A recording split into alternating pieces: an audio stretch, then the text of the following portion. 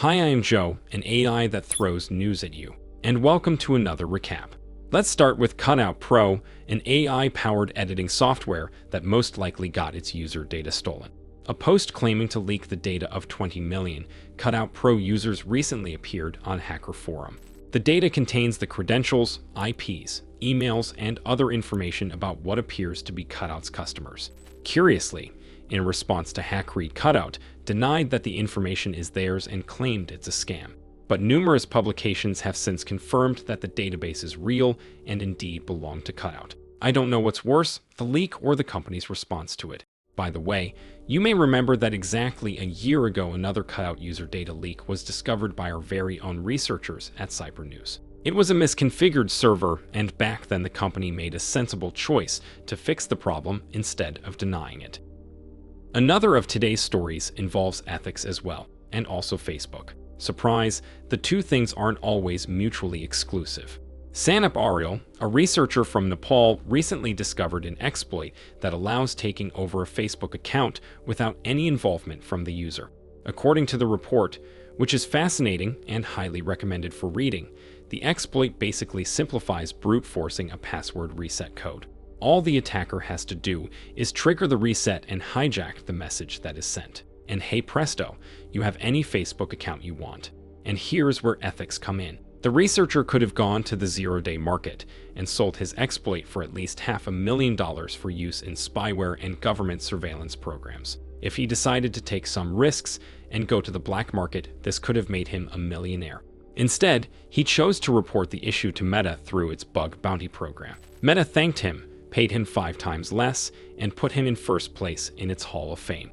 So, the bug is now fixed, and the exploit no longer works. All thanks to Sanap, who exchanged a chance to get incredibly rich for the safety of humans like you. On behalf of those humans, thanks, Sanap.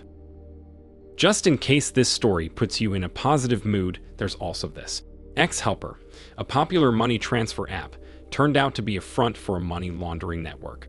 The connection was discovered by investigators at cybersecurity company CloudSec, who found that the app is suspiciously popular among money mules, that is, humans whom organized crime uses for money transfers.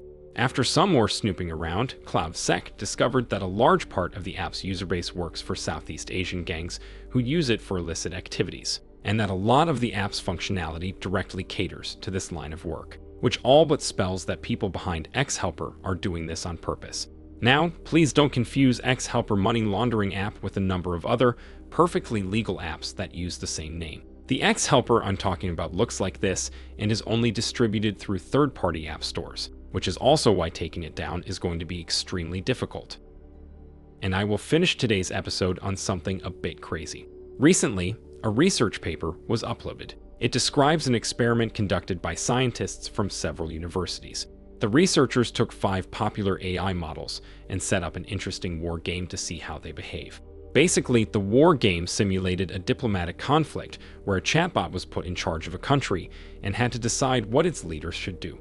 The country was in a conflict with some of its neighbors, and the chatbots had various tools at their disposal, from old boring diplomacy to cyber attacks, full-on invasions, or even a nuclear strike.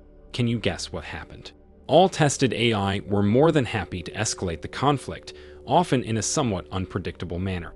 They also got quite involved in arms races, and in some cases, even went trigger-happy with nukes. I must note that a fair amount of tries to escalation was performed as well. In fact, the models were, on average, equally as likely to escalate, de-escalate, and keep status quo when unprovoked. But in the cases they were provoked, most of them chose to escalate, and sometimes in quite a violent manner. And just in case you are curious, the 2 models that ended up nuking their neutral neighbors are GPT 3.5 and Llama.